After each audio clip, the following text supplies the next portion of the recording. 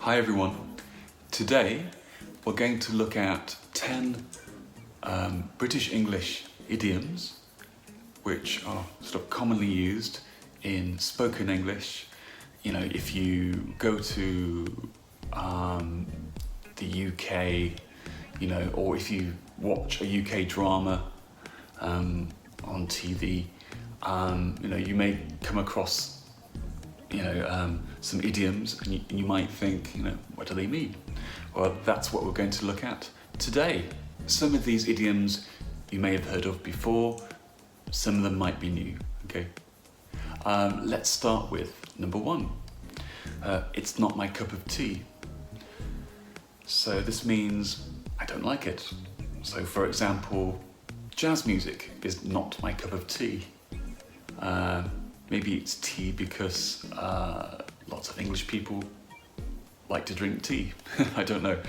Maybe I could do another video on the origins of some of these idioms, maybe in the future.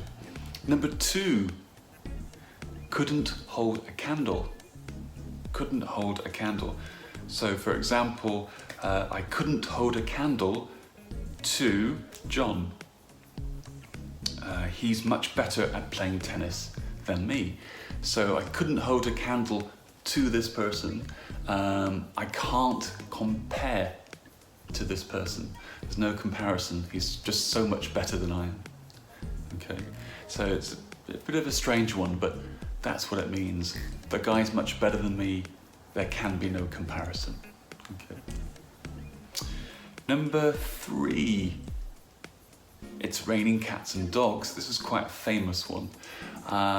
And it simply means it's raining heavily. So, last night it was raining cats and dogs. I got really wet, I got really soaked when I went outside. Yeah. So that one's probably more obvious.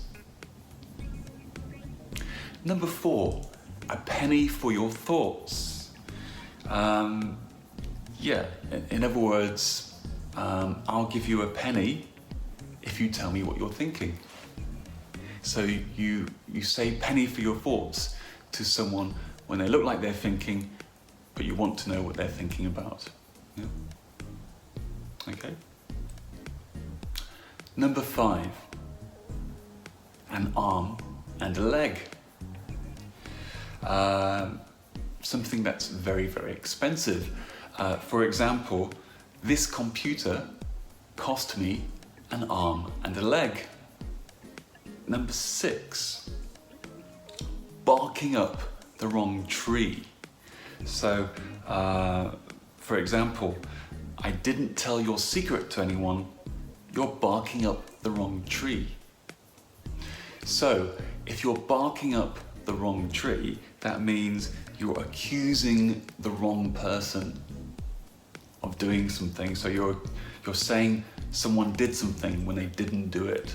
You know, you're making a false assumption. You're making a mistake in thinking that person did something which they didn't do.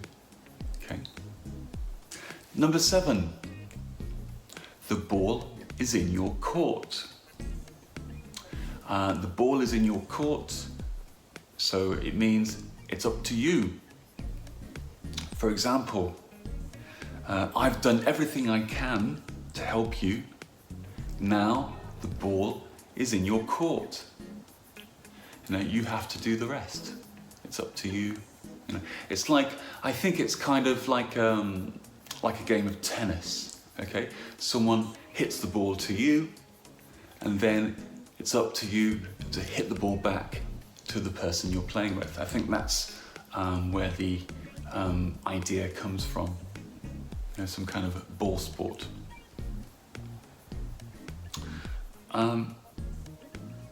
Number eight, don't give up the day job.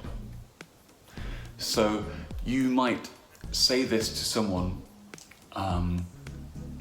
who isn't very good at something. So they shouldn't do this professionally. So for example, if they're bad at singing, you can say, don't give up the day job. You know, don't do it professionally. you're not good enough.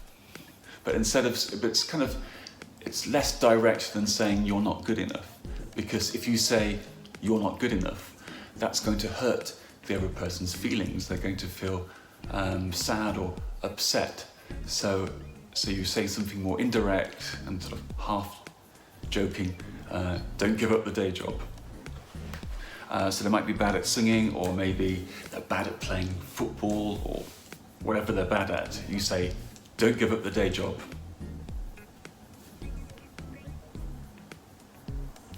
Number 9, eye to eye.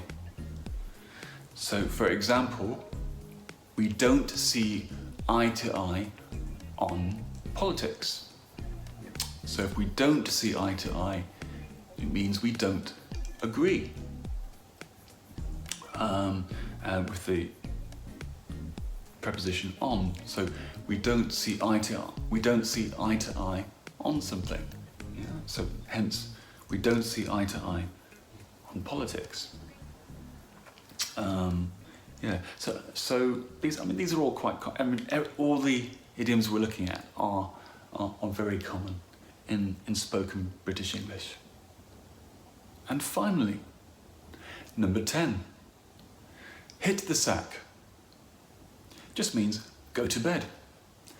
It's time to hit the sack. Yeah, quite simple, that one. Thought I'd finish with a nice simple one. Yeah. Until next time, bye for now.